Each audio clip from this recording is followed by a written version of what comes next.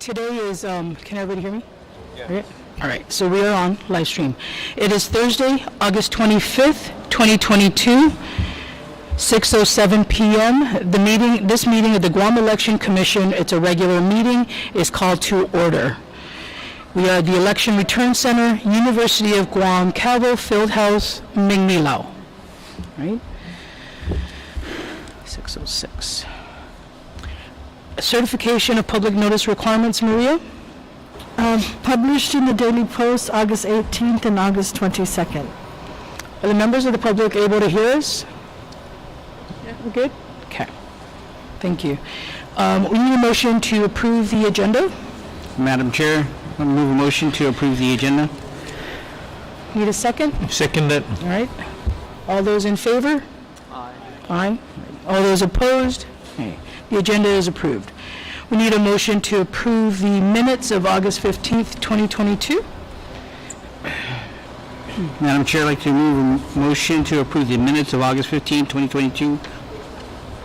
Need a second? Second. All right. We have a motion to approve the minutes of August 15, 2022, seconded by Commissioner Pat Seville. All those in favor? Aye. All those opposed? Aye. The minutes of August 15th have been approved. Maria, are you ready to report on correspondence? Ma'am, we didn't receive any correspondence from August 15th, so.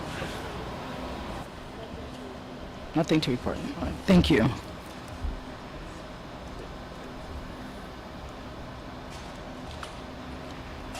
All right, item 6, Executive Director's Report.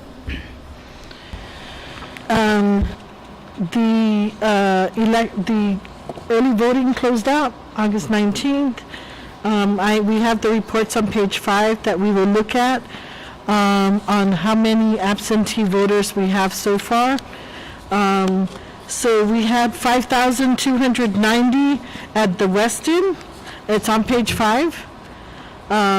We have serviced 313 homebound voters, and this is as of August 25th.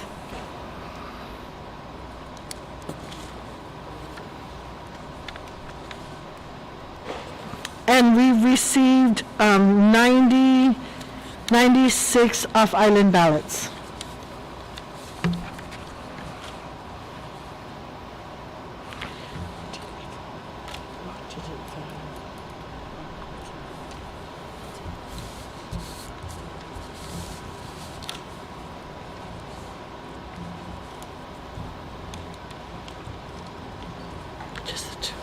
Page 5 is this long one, correct?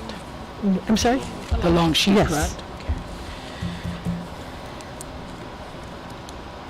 Applications received. Yes.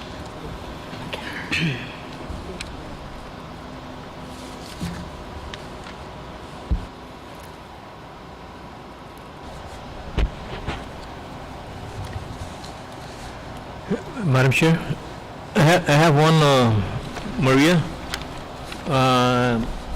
What's the reason, I guess it's number 3, application pending service, the cancel one? Do you know what's the reason for that? The homebound or? Okay, sir, either they decided to go to Weston or vote at the polls. Commissioner Mofnes, can you identify which item you're looking at? Item number 3, application pending service, Okay. where it says number 2, homebound. The one my concern is the cancel one. I want to know what's the reason that they canceled. Okay, so Commissioner Joe? Yes, It's ma'am. because they are either wanting to go to the polls on Saturday or they already voted early at Weston when they found out that they had accessible voting there. So you have reasons for all 12 canceling their Yes, homebound? ma'am. Yeah. A documentation as to why? 12, okay. On each application, ma'am. On each of the, okay.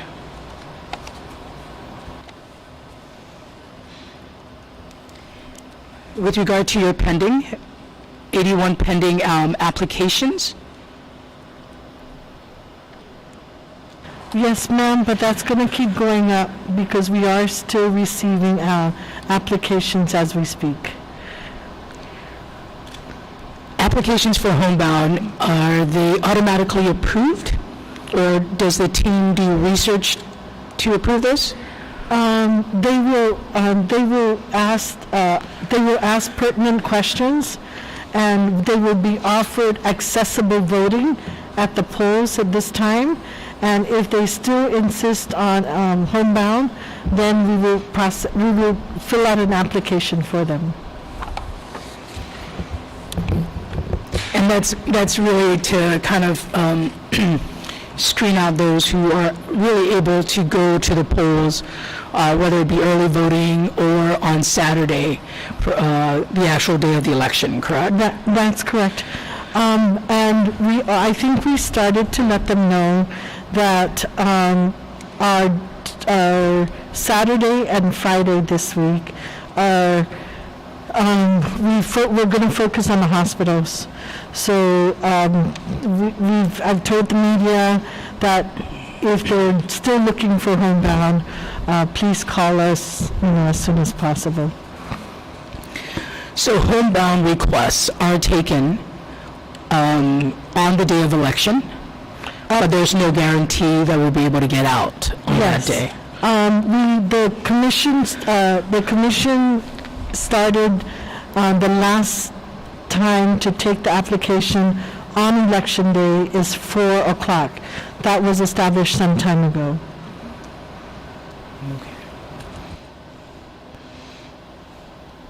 But we always let them know, well, there's no guarantee we're going to be able to get out there because we focus on the hospitals, to include Naval Hospital. Yes. Okay. Ma'am, I think in 2018 was when I remember that we didn't service everybody. In 2020, I believe we serviced everybody.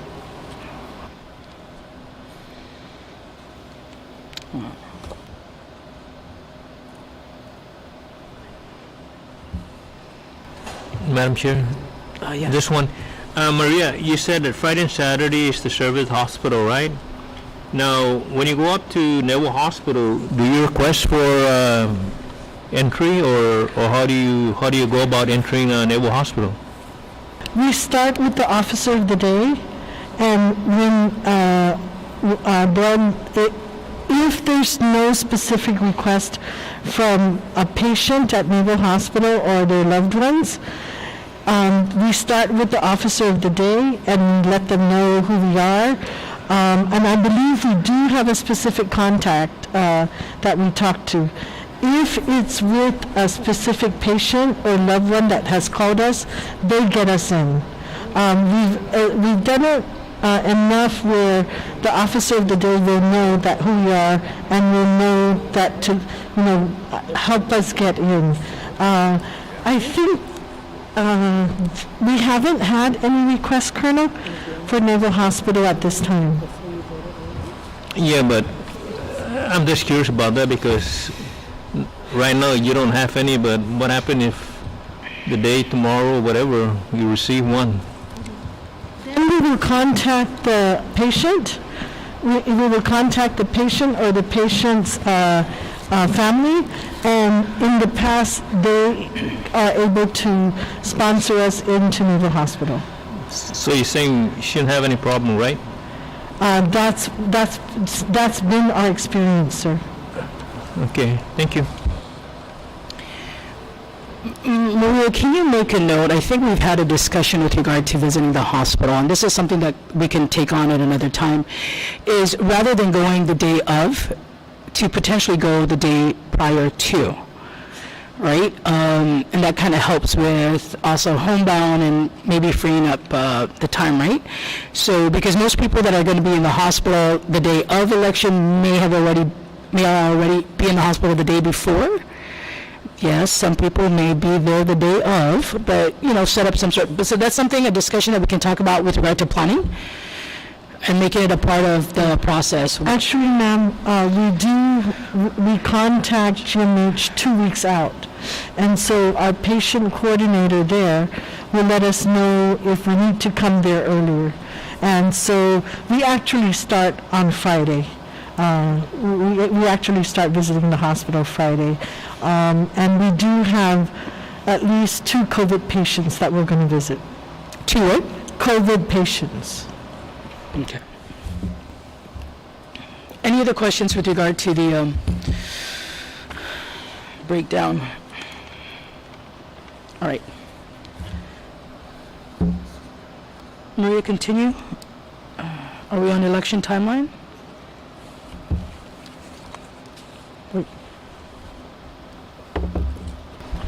We're in the executive director's report. So, Yes. primary election.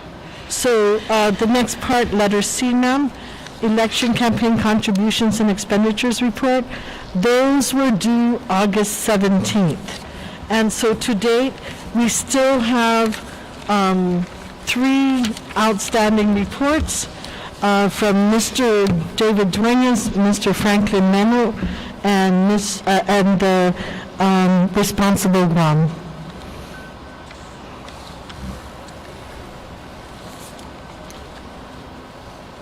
Oh, I'm sorry, I didn't put it in because we were still receiving reports up until today. Maria, do we give them time to cure this issue, or what's the next step here? Oh, so we did call them. We did call all of them to remind them of it. I'm sorry, I didn't call responsible. We didn't get in touch with responsible Guam, but we did call our candidates to remind them about the due date. We called them this week too.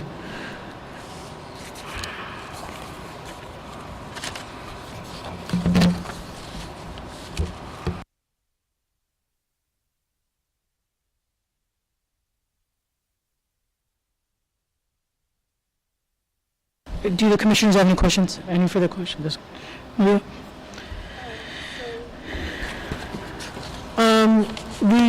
We finished, we finalized our primary election list, and we don't have it in here? Yeah. Ma'am, I'm sorry, we don't have our reports in there, but our final number is 58,151. 6 shy from the 2002 record. So in 2002, it was 58,157 for the primary election.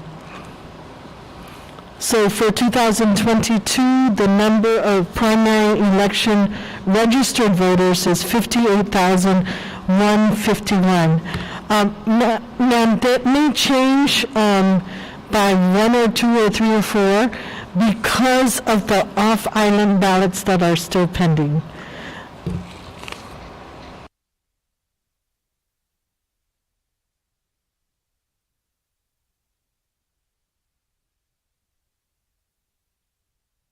And we'll just write them into the roster if we have to add them in.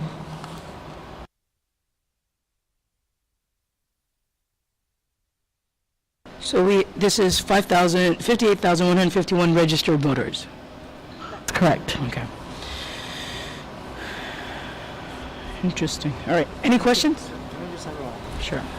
I just want a question to go back on the campaign expenditure. So if they didn't file, what is the fine? Is there a fine? So, Teachers as well.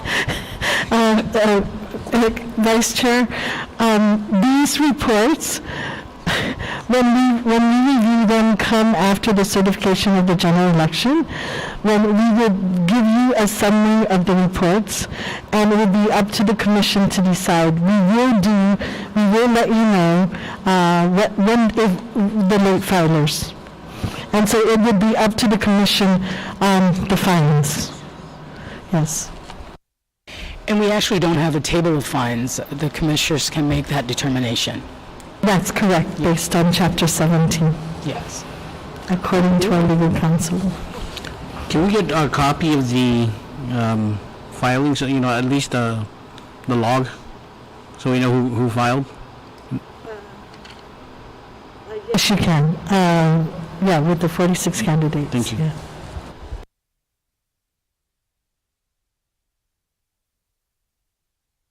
Any other questions? Maria can proceed. Okay, we still have the volunteer voter registrar report. We had reported to you at the last meeting that all our volunteer voter registrars turned in their reports and their papers. No issues or concerns this year with volunteer registrars? None. Wow. These are seasoned ones then. Yeah, but if you remember, most of the registration came from online and motor voter. Not very many came from our volunteer voter registrars. Can I just say that online registration, can we push that out and be a little more aggressive? It's really a great tool, right, to help people get registered. Just saying.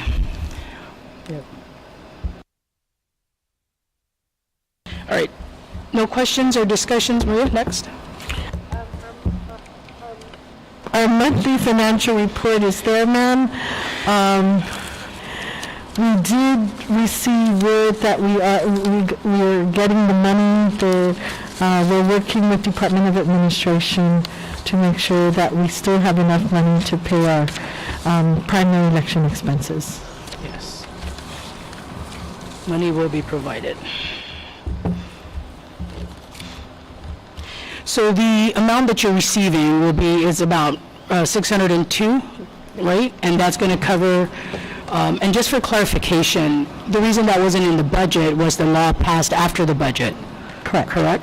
So the 602 is to run this primary election.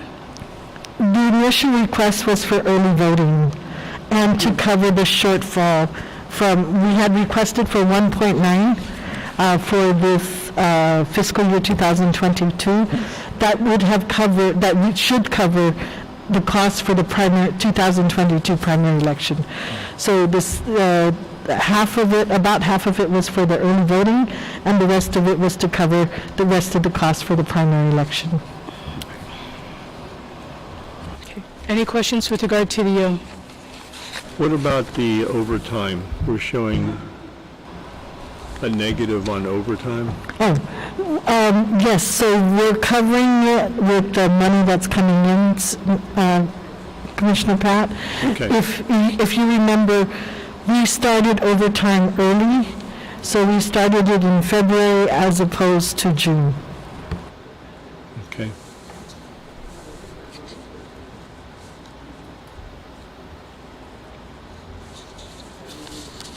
Okay. Go look at Any that. other discussion? All right. Any discussions with any items regarding on number 6? Otherwise, we'll move forward under all business, item 7. Ma'am, we've done early vote center and primary election, right? May we move to the ballot measures?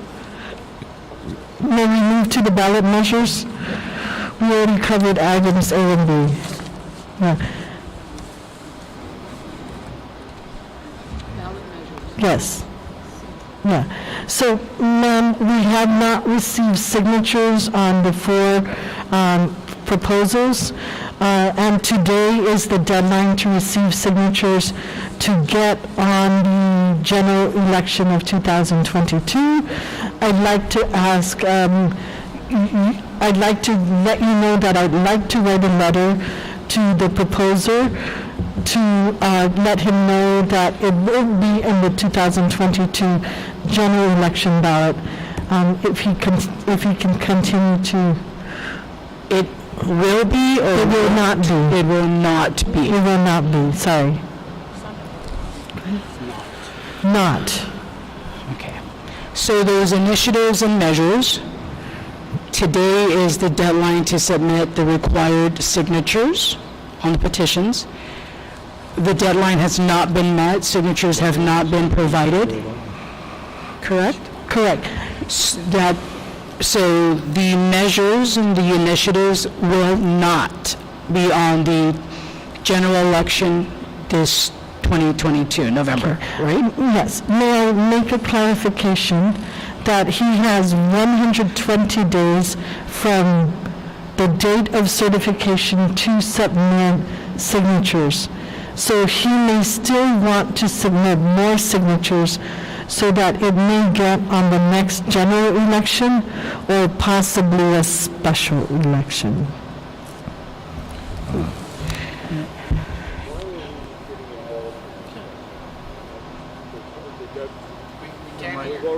Your mic, We've already announced the deadlines.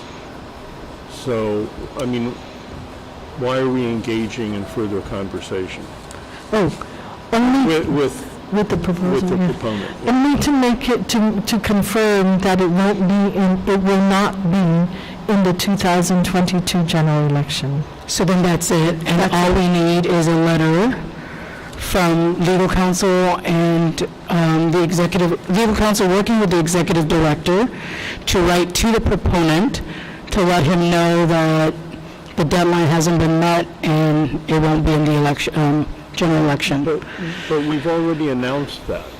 I mean, we've announced the deadline, right? Mm-hmm. So if the deadline comes and goes, I'm not sure why are we still reaching out to the We're not reaching, proponent? I think just for record purposes, he's going to be notified that, Is that a requirement? No, Okay. but it's been a practice, but... But what is the 120 days that you just mentioned? So if he didn't meet the requirement today, he still has 120 days to gather the required signatures for the next general election or a possible special election for these initiatives? yes. Yes.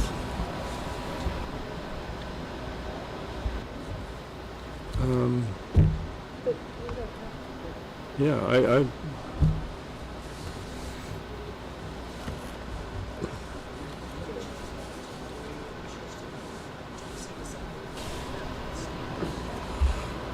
You're just keeping us updated. Okay. No further action is needed. Okay. Legal counsel, You have to be then, if you're going to send the letter, which I think is ill-advised, you have to be really careful to make sure it is absolutely accurate. If you give him incorrect information about any future deadlines or, then that's how things come back to haunt us. So, I realize it's your call, but I just don't see any benefit to anybody for doing that. so at this point, Maria is informing us that the deadline has not been met. Okay. Next. Legal counsel, do you have any thing to say with regard to this? Just keep us out of court. Just don't, guidance? Okay. Okay.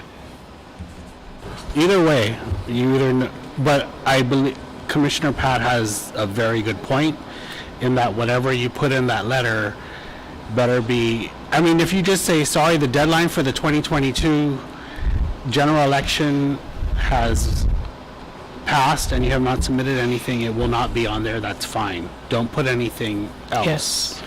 He's aware that the 120 days from the time he filed happens after the general election anyway, so. And it was already in the initial letter we sent him, explaining, Okay. yeah. So is it the commissioners, I mean, this is nothing to, we don't want to send a letter saying, you didn't meet it, we're done? I think if we don't need to, we don't need to. If you're going to send one, make sure we are indemnified, that the commission is indemnified from any action.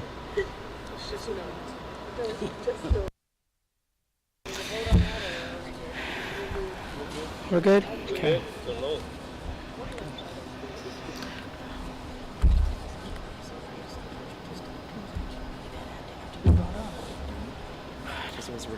Yeah. All right, Maria, moving on. Next item. Next items, ma'am, is the test election. Okay. So with the test election, what is, would you like to break down, I mean, what we're going to do for the public so that they're aware, and then at that point in time when everything has been said, those who are present will be allowed to come in to view. So here, every election, we will have what we call here on Guam a test election. We will actually test all the ovals. We have put together a test deck of ballots where all the ovals are going to be tested.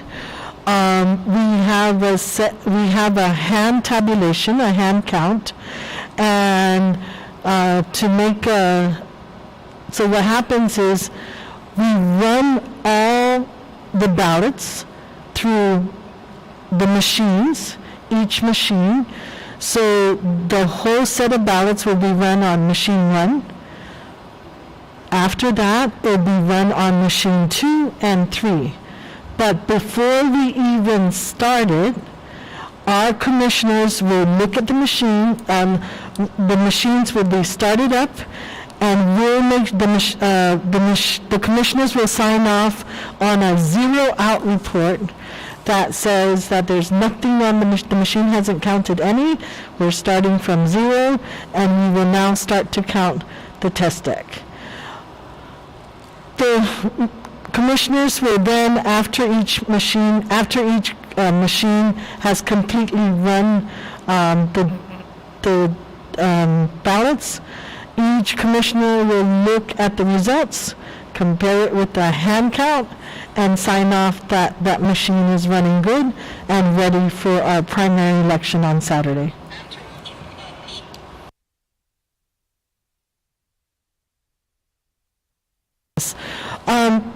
We have with us our election systems and software site support team. One of Mr. Bill McCullough, he's been here with us at the Guam Election Commission several times.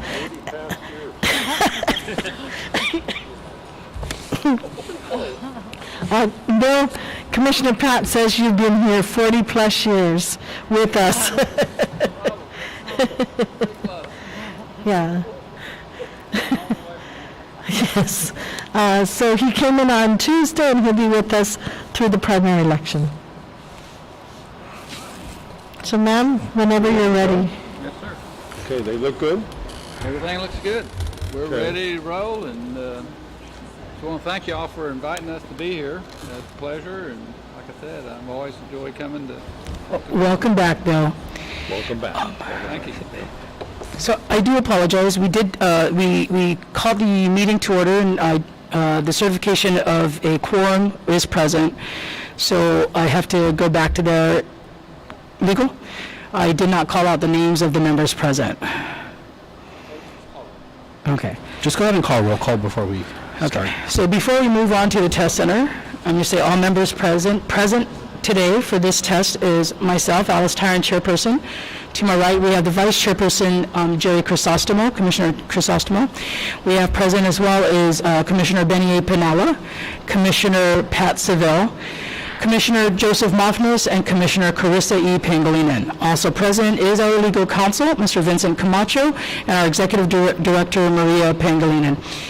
Excused absence, I believe she'll be late, right? Or she's actually running late. She should be here before the end of the evening, is our Commissioner Antonia Tony Gumatato. Right?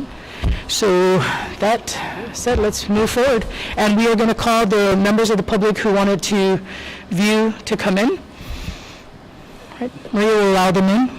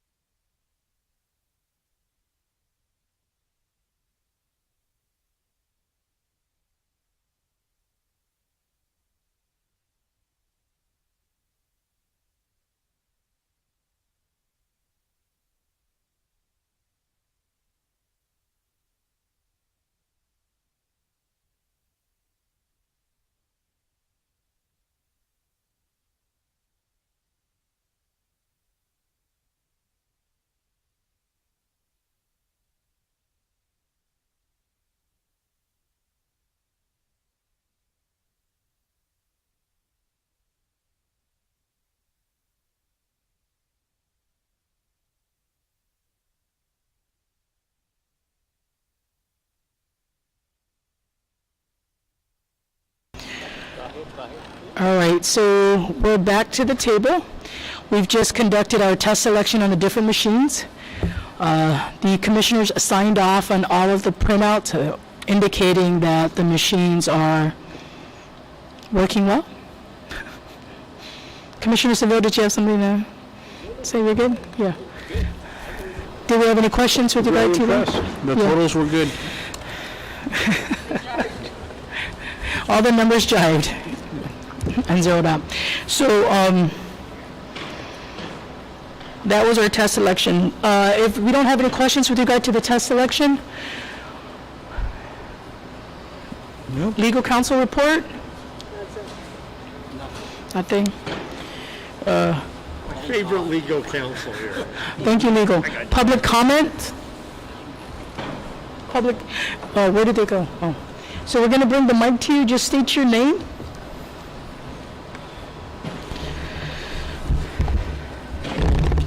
Thank you. Juan Carlos Benitez, I'm chairman of the Republican Party.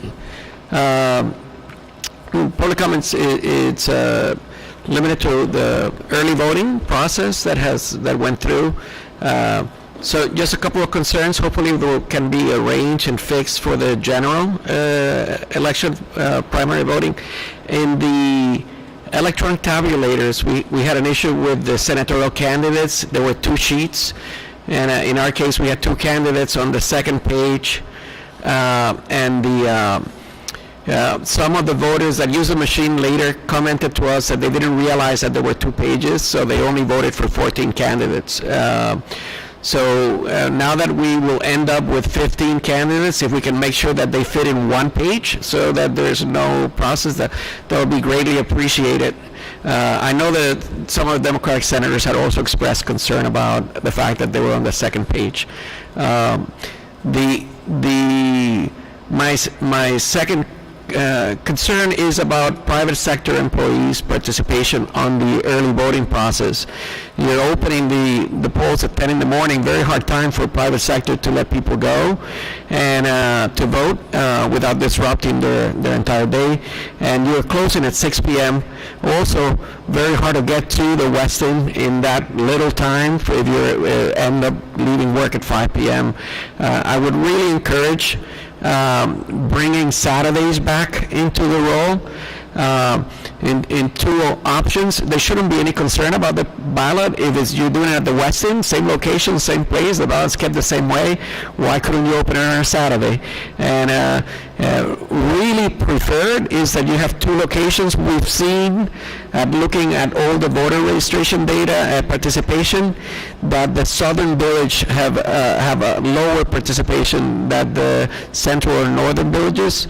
We feel that after calling at some of the voters had been a lot of the distance and to get there and participate. So those are my comments. If there's any way that you guys could think about it, provide that to families. If it's not possible to have 2 locations, at the very least, keep the Westin open on Saturdays.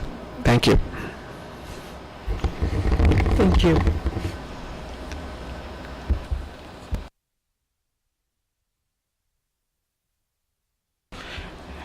Yes, we've taken note, and we will discuss that and look into it for the general election. I appreciate it. Thank you. I'm sorry? Get the mic.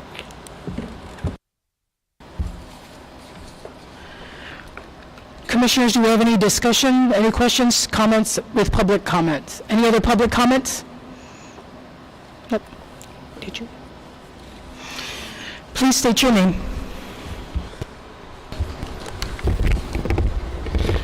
My name is Don Aklani. I just want to thank you for the opportunity to run as a writing candidate for senator for the 37th Guam legislature, and I appreciate all your efforts. Thanks. Thank you. Thank you, Mr. Akolani. Best of luck to you. Thank you.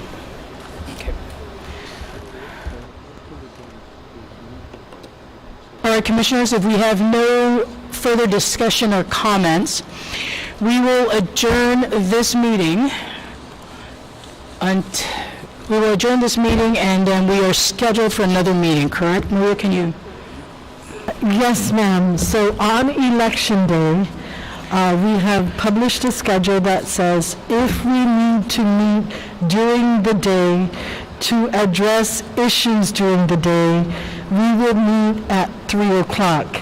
I will try to notify you at about 11 o'clock at the latest. If something else comes up, I will let you know. But 3 o'clock is the published time. If we don't need to meet at 3 o'clock, we will convene here at 8:20 on Saturday, August 27th, primary election night. 8:20 in the evening. Is that, legal counsel, is that allowable? I think for, can we put out is that acceptable that if we need to meet, should we just call it into session at 3 and then recess until 8:20? You notice for the public to be there if you're calling a meeting to order. You can't say if.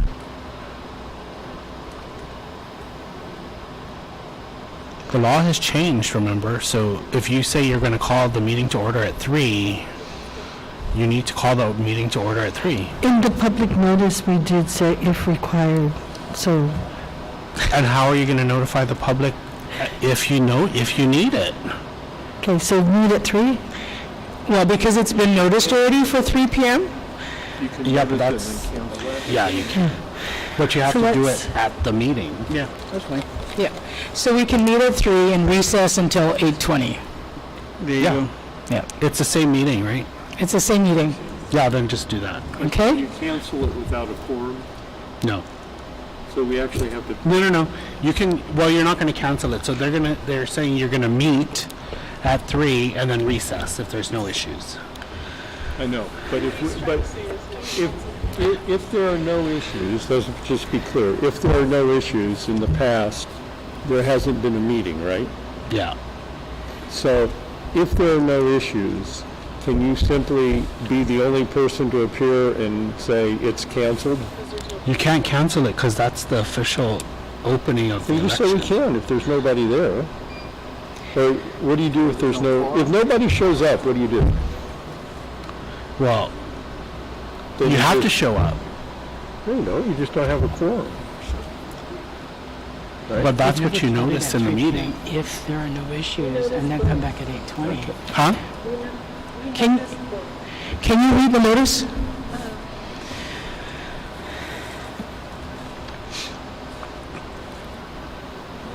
Because in addition to that, we also have to be mindful that we have to live stream. You can't say, because you have to No, live it's stream. not tentative, but if it turns out there's no need for the meeting, can't you cancel it? You can't cancel it. You just have to recess, reschedule for the 8 Recess o'clock. until 8:20. Yeah, if no one's here, you just say come back That's all at I'm 8. saying, yeah. But it's not cancel. Okay, so I can reschedule it. But you have to be here. You have to be here. Okay. And they have to be here to call it so that it's I'm publicly not noticed. comfortable with that.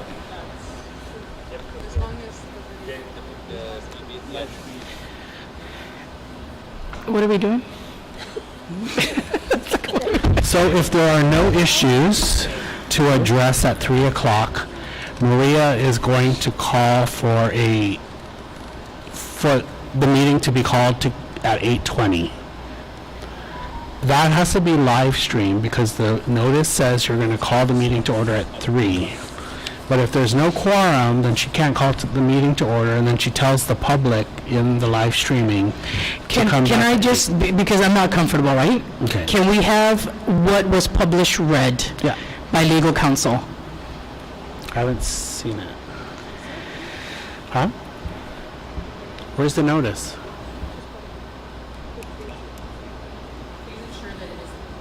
It is a notice that was published.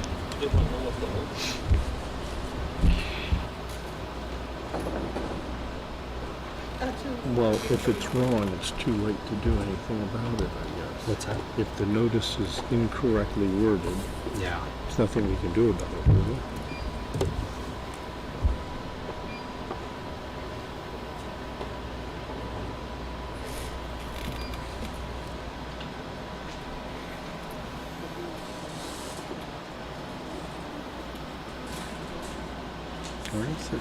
Saturday, August 23 p.m., asterisks.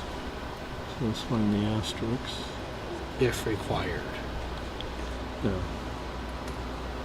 Okay, well, it's what it, I think it says if required, but I think Maria needs to come on at 3 and say they're going, yeah, it's not required and they're going to reconvene at 8:20. okay. So you need a motion. No, we need a motion to adjourn. Yes. No, adjourn. We are adjourning this meeting We close this meeting.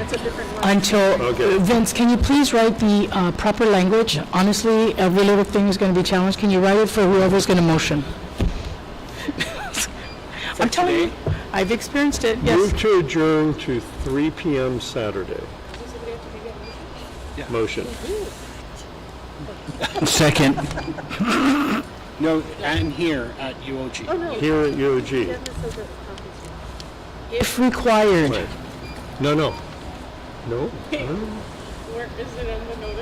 Okay, make the motion. It's in the notice. So the motion should be the Guam Election Commission, you move to adjourn this meeting of August 25th, and the next meeting will be on August 27th at 3 p.m. as noticed.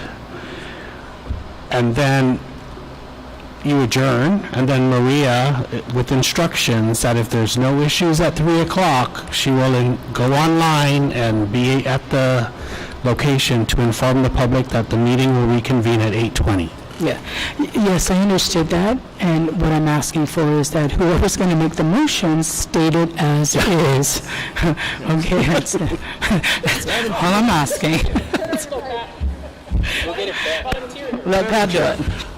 I move to adjourn until 3 p.m. on Saturday here, no? At the location.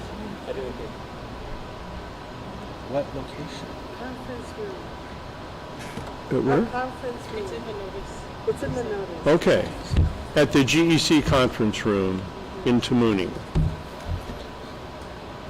We good so far? Okay. And secondly, that If needed. if needed, why are we saying needed? Period. All right. So that's the motion. And then we will and then, do I have to say anything about the next one?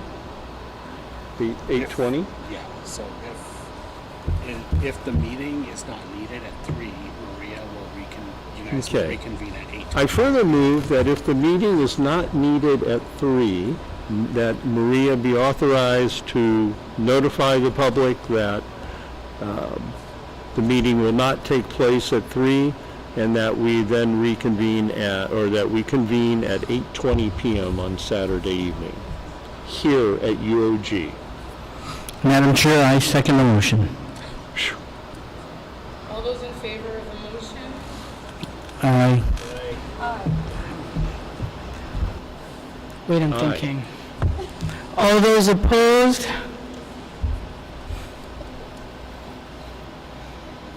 Think about it. Okay. That 10-second rule. Motion I carries. oppose.